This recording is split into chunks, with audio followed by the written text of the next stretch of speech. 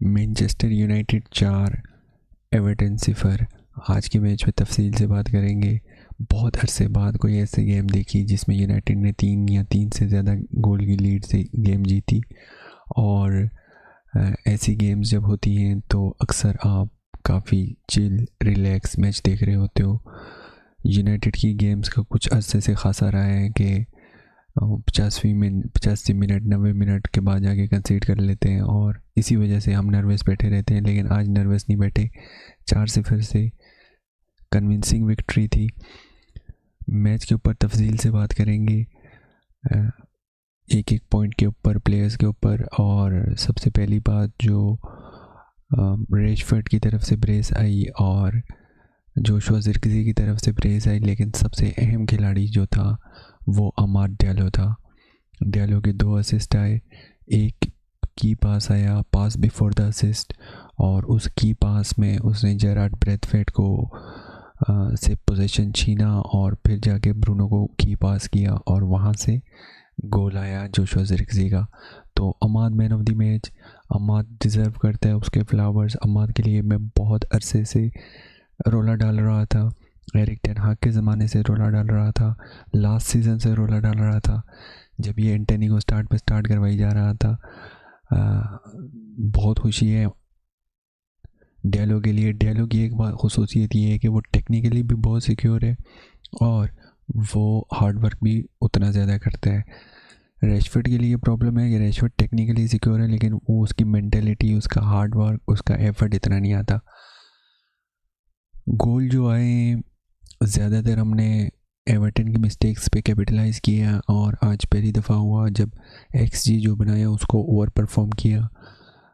Open play से chances इतने नहीं बन सके, जो प्रेस करके मिस्टेक करवाई, मिस्टेक फोर्स करवाई, उन मिस्टेक्स के ऊपर डिसीजन मेकिंग अच्छी थी, पासिंग अच्छी थी और जिसकी वजह से हमने ये 4 गोल किए। अब इम्प्रूव होना है, हर मैच के बाद इम्प्रूव होना है।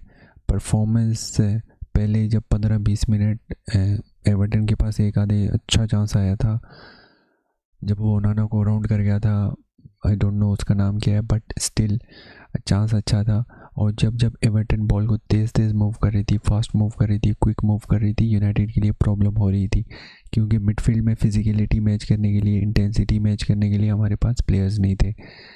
कैसी और मेनू की मिडफील्ड अनबैलेंस मिडफील्ड है ये, और ये मिडफील्ड नहीं वर्क कर सकती और इसको देखना पड़ेगा। हमारे स्क्वाड में प्रॉब्लम है, जो स्क्वाड हमारा प्लान हुआ है वो अब्रप्टली प्लान हुआ है और जिसकी वजह से एक ही तरह के मिडफील्डर्स काफ़ी हैं और फिर दूसरी तरह का मिडफील्डर कोई नहीं है। इस वजह से जो उगाटे को हर मैच खिलाना मुश्किल है, इंजरी हो सकती है, लॉन्ग टर्म हमारे लिए प्रॉब्लम्स हो सकती हैं। इसलिए उसने आज को उगाटे को नहीं खिलाया और मेनू को खिलाया। प्लेयर्स की बात करें तो बैक 3 ठीक थी। सैर मजरोई wonderful signing, exceptional signing.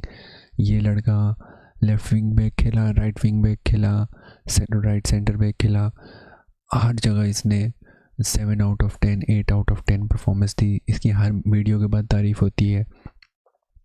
Licha भी ठीक था और उसके बाद हमारे पास लेफ़्ट सेंटर बैक, जो सेंटर बैक है डिलीट, वो भी ठीक था। मैगवायर आया बाद में, मैगवायर को थोड़ा टाइम लगेगा, काफ़ी बड़ी इंजरी ले ऑफ से आ रहा है, शायद 1 महीने की थी, 2 महीने की या 1.5 महीने की, तो उसको टाइम लगेगा मैच शार्पनेस लेने के लिए। विंग बैक डियागो डालो इम्प्रूव्ड था, फाइनल बॉल उसकी प्रॉब्लम है, फाइनल बॉल उसकी इम्प्रूव होने वाली है।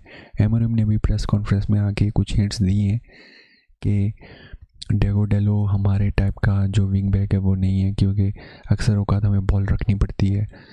तो ये भी एक हिंट है, बट अभी जो हमारे पास है उसी से वर्क करना है। मेनू की ओके गेम थी, येलो कार्ड ले लिया, अब अगली गेम मिस करेगा आर्सेनल वाली।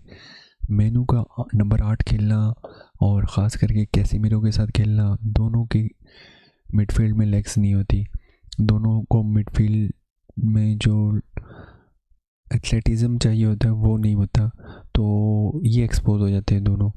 और मेनू के हवाले से एक और बात है कि मेरे ख्याल में इसको जो ज़्यादा बेहतर पोजीशनिंग है वो नंबर 10 हो सकती है।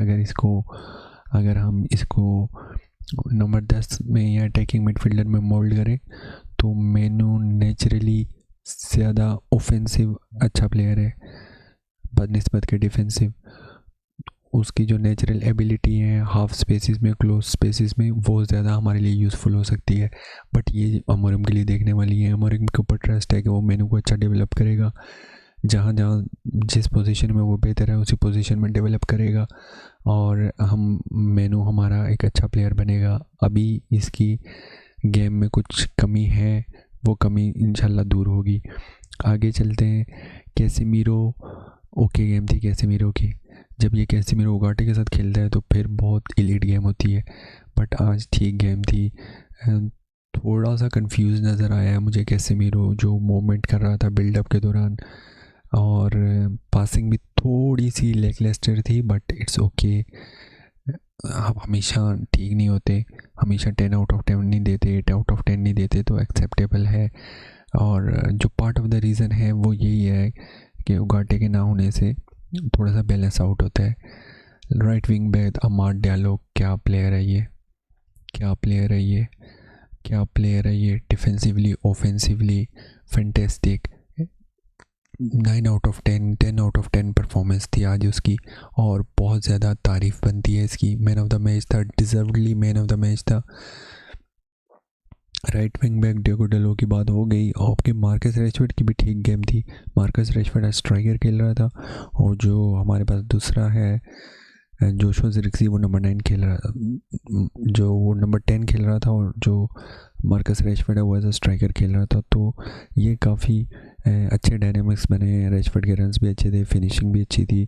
रेशफोर्ड को इम्प्रूव क्या करना है, इम्प्रूव उसने अपनी एफर्ट करनी है, मेंटेलिटी करनी है, उसका एटीट्यूड ऐसा होना चाहिए नेवर गिव अप वाला। जब चीज़ें नहीं वर्क कर रही होती ना तो एफर्ट डालो, जैसे डालो डालता है, और वो अपनी एफर्ट से थिंग्स को करता है, मेक हैपन।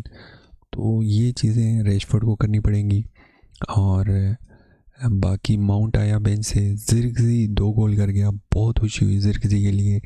और नंबर 10 में ये होल्ड करके बॉल को रिलीज़ कर रहा था, अच्छी रिलीज़ कर रहा था। इसकी पासिंग रेंज बहुत अच्छी है, और आज फिर ये बॉक्स में जाके रन बना के पहुंचा, और बॉक्स में रन बना के पहुंचा। फिनिशिंग भी अच्छी थी, अच्छी गेम थी। ज़िरक्ज़ी को यहाँ से होपफुली ग्रो होगा।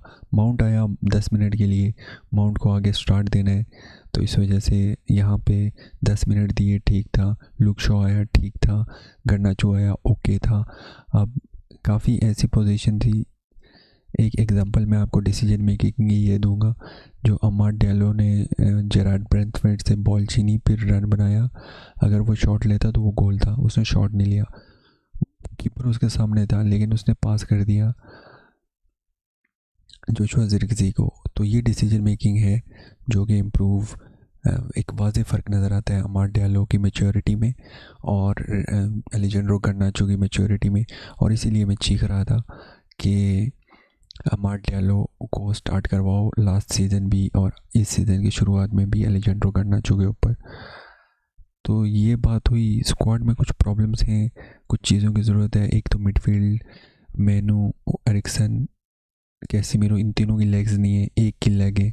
तो एरिक्सन और कैसेमीरो को मूव ऑन करना है, जल्द से जल्द मूव ऑन करना है, as soon as possible move on करना है।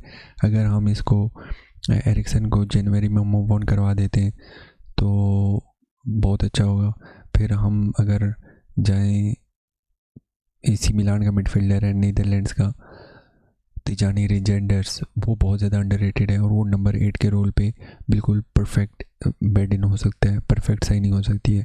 फिर कैसेमीरो को सेल करने के बाद उगाटे की अपग्रेड, जुबिमेंडी टाइप प्रोफाइल, जो विद द बॉल डिक्टेट कर सके प्ले, और विद द बॉल जो कर सके, गेम को इम्पैक्ट कर सके, और विदाउट द बॉल भी बिल्कुल एलीट हो गाटे की तरह, ताकि एक पोजीशन पे हमारे पास 2 प्लेयर्स हों। तो ऐसे मिडफील्ड को हमने बैलेंस करना है। विंग बैक्स की ज़रूरत है।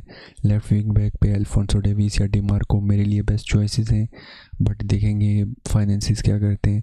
बाकी मिलते हैं नेक्स्ट आर्सेनल वाली गेम में, और आर्सेनल वाली गेम बहुत जल्दी आ रही है, नर्वस तो हूँ बट होपफुल भी हूँ। डिटेल में उससे बात करेंगे नेक्स्ट गेम में। तब अगर आप अभी तक देख रहे हैं तो अपना बहुत ख्याल रखिएगा, वीडियो को लाइक कर दीजिएगा, चैनल को सब्सक्राइब कर दीजिएगा। अल्लाह हाफिज़।